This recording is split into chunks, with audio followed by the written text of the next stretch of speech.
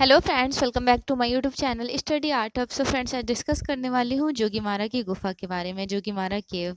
In future जब भी आप मेरा वीडियोस देख रहे होंगे, आप प्लेलिस्ट विजिट कीजिएगा माय इंपॉर्टेंट नोट्स के नेम से, as a sequence prehistoric प्रागैतिहासिक काल से लेकर कंटेम्प्रेरी आर्ट तक के सारे ही टर्म्स, गुफा, चित्र, मुगल, अजंता, राजस्थानी, सब कुछ डिटेल्ड में विथ चैप्टर वाइज मिल जाएंगे। ओके, सो स्टार्ट करते हैं। जोगीमारा केव,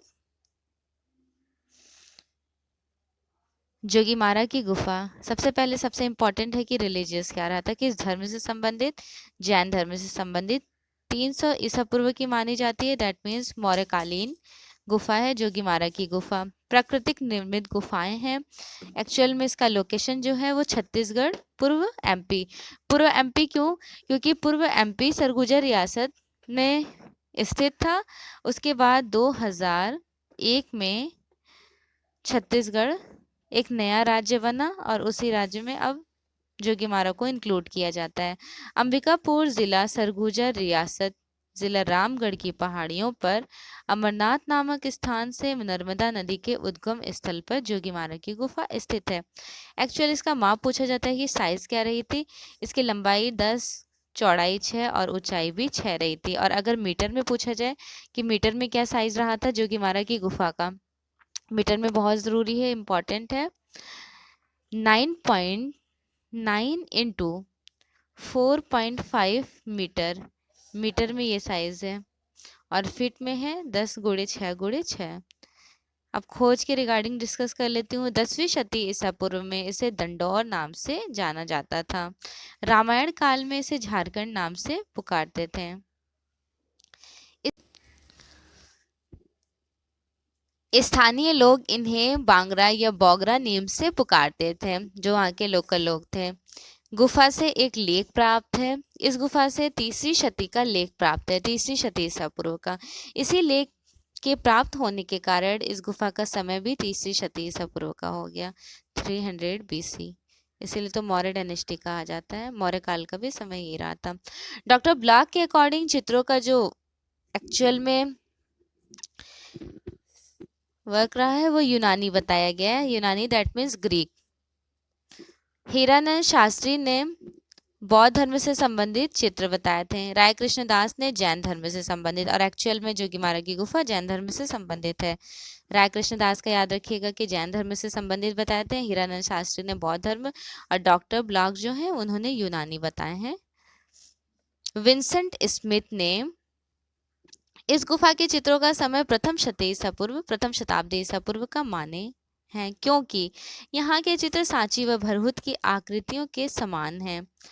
भारत में सबसे प्राचीन भित्ति चित्र म्यूरल जोगीमारा की गुफा, सर्वप्रथम जो जोगीमारा की गुफा से भित्ति चित्र प्राप्त हुए हैं, इम्पॉर्टेंट है। भारत में सबसे प्राचीन भित्ति चित्र यहीं से प्राप्त हुए हैं।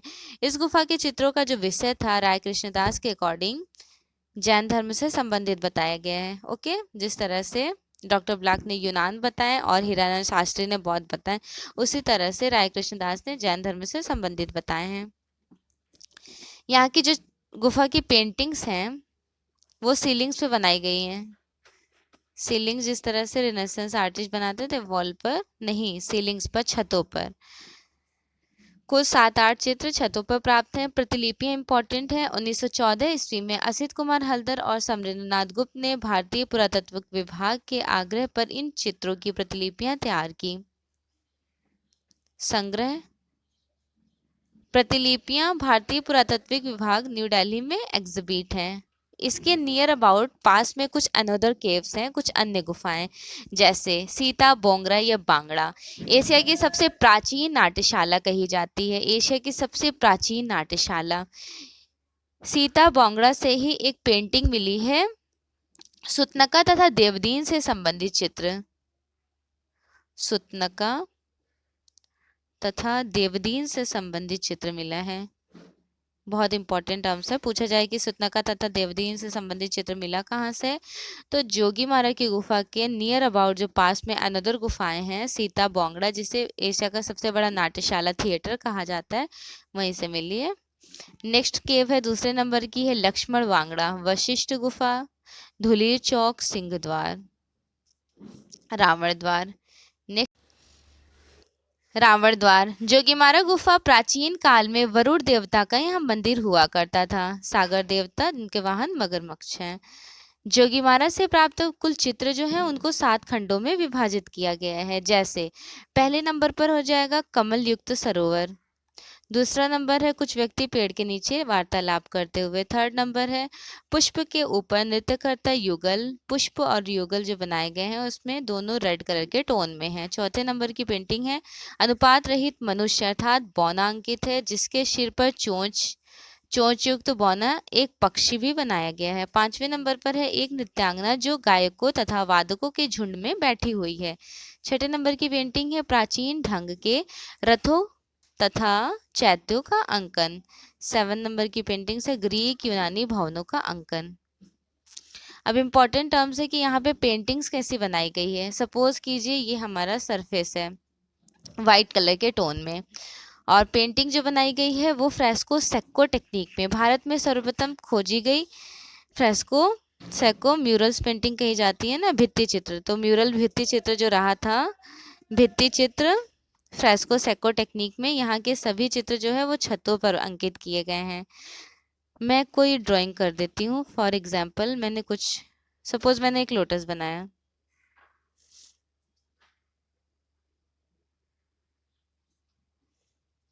बस मैं एक्सप्लेन कर रही हूँ कि जोगीमारा की गुफा में मे भी इस तरह की पेंटिंग्स हुई होंगी, क्योंकि एज ए थ्योरी एक्सप्लेन किया जा रहा है तो उस हिसाब से मैं कलर सेलेक्ट करके बता रही हूँ।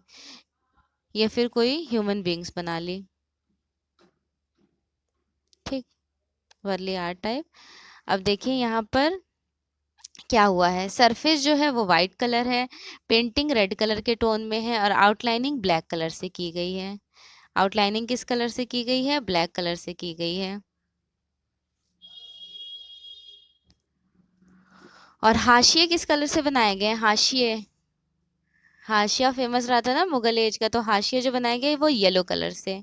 तो इस तरह से आप समझ सकते हो सरफेस जो है, सेकंड,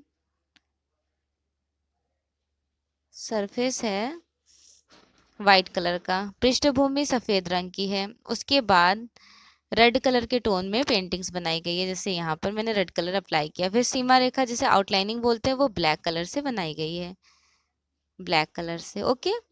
और लास्ट टर्म्स क्या है, तो वो है हाशिए। तो हाशिए किस कलर से बनाए गए हैं, येलो कलर से बनाए गए हैं, है ना, येलो कलर से। तो इस तरह आप समझ सकते हैं, मैंने एक पिक्चर्स के थ्रू आपको समझाने की कोशिश की है। मेक श्योर आपको ये टर्म्स क्लियर भी हो गया होगा। पेंटिंग वाइट कलर, सिंपल तरीके से बस जनवन हम लोग वाइट कलर सरफेस छोड़ते हैं तो वाइट कलर बैकग्राउंड छोड़ा गया है। पेंटिंग्स का कलर इन्होंने रेड कलर सेलेक्ट किया है, आउटलाइनिंग इन्होंने ब्लैक कलर से की है। जनरली हम लोग भी, आप लोग भी सभी ब्लैक कलर से ही बनाते हैं, आउटलाइनिंग करते हैं। और हाशिए जो है वो येलो कलर से बनाए गए हैं, ओके। यहाँ पे ब्लू कलर यूज़ नहीं किया गया। क्यों नहीं यूज़ किया गया ब्लू कलर, क्योंकि इंडिया में इस टाइम ब्लू कलर नहीं था। इंडिया में 400 BC में ब्लू कलर आया है, 400 BC में। तो ये कहा जा सकता है कि 400 BC में इंडिया में पहली बार ब्लू कलर आया। इससे पहले ब्लू कलर यूज़ नहीं किया जाता था। और प्रॉपर तरीके से ब्लू कलर जो यूज़ किया जाना है वो 5वीं से 6ठी शताब्दी से पहले यूज़ नहीं हुआ है, इसके बाद ही प्रॉपर यूज़ किए जाने लगे हैं। तो इस तरह से समझ सकते हैं कि इंडिया में पहली बार अजंता की गुफा में ब्लू कलर का यूज़ हुआ है। अजंता की गुफा में किस, तो 200 से लेकर 628 BC अजंता की गुफा का समय है। तो गुफा नंबर 17 कह सकते हैं, यहाँ पे यूज़ किया गया है blue colour, okay. Second important task ये है कि ब्लू कलर आता कहाँ से था, कहाँ से आयातित किया जाता था। बदख्शा के पहाड़ी सरा, बदख्शा के पहाड़ी से आता था। बदख्शा की पहाड़ी है कहाँ, तो ये अफगानिस्तान में है,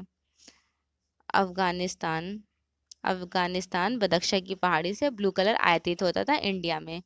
फिर इंडिया में पहली बार अजंता की गुफा में प्रयोग किया गया, जोगीमारा की गुफा में प्रयोग नहीं किया गया, ओके। अब ब्लू कलर को दो नेम से जाना जाता है, नेम भी याद रखिएगा, एग्जाम में पूछा जाता है। एक तो लैपिस ल्यूजी कहते हैं, लैपिस ल्यूजी, और सेकंड कहते हैं ultra marine blue, ultra marine blue. Okay, next line है, क्योंकि उस समय भारत में ब्लू कलर आयात नहीं होता था, 5वीं से 6वीं शताब्दी से पहले इंडिया में ब्लू कलर का प्रयोग नहीं हुआ है। आकृतियां कैसी बनाई गई थी? तो अनुपातहीन बनाई गई थी, मतलब छोटी बनाई गई थी। इस गुफा की आकृतियां बौनी तथा अनुपातहीन शुंग काल की विशेषता देखने को मिलती है। चित्रों की रचना शैली जो थी वो भरहुत और सांची से मिलती जुलती है। सांची और भरूच की बात की जाए तो मैंने आप लोगों के साथ डिस्कस भी किया है काफ़ी बार। सांची जो है ये एग्जैक्ट में मौर्य काल की कही जाती है, मौर्य काल, और भरूच जो है ये शुंग काल का है, शुंग काल का है भरूच। सांची की खोज किए थे रायसेन ने, और रायलेट ने खोज किए थे, रायलेट ने, और रायसेन जिला में सांची है, सिमिलर है ना। रायलेट ने खोज किए, रायसेन जिले में है। और शुंग काल की जो है भरूच, भरूच की खोज 1873 में कनिंघम के द्वारा किया गया है, कनिंघम के द्वारा। शुंग काल की है भरूच। यहाँ के चित्रों में सम्मुखता का नियम, दैट मीन्स लॉ ऑफ फ्रंटलिटी का यूज किया गया है। भारत में सबसे प्राचीन भित्ति चित्र जोगीमारा की गुफा से प्राप्त हैं। सो फाइनली जोगीमारा के इंपॉर्टेंट टर्म्स कंप्लीट हो गए। 3 और इम्पॉर्टेंट लाइन्स है वो मैं एक्सप्लेन कर देती हूँ। जैसे असित कुमार हल्दर ने यहाँ के चित्रों के विषय को रामगढ़, रायगढ़ के प्राचीन मंदिरों में रहने वाली देवदासियों से मिलते जुलते बताए थे। अमरनाथ नामक स्थल तीर्थ स्थल है यहाँ का। कुछ विद्वानों के अकॉर्डिंग ये कहा जाता है, कुछ विद्वानों के अनुसार, कि श्री राम ने अपने वनवास के कुछ समय यहाँ पे स्पेंड किए थे, कुछ टाइम यहाँ व्यतीत किए। सो फाइनली वीडियोस अच्छी लगी, so please do like, subscribe and share. Thanks for watching and best wishes for your exam. Feedback ज़रूर दीजिएगा कि आपको क्लासेस कैसी लगी। Again thank you so much.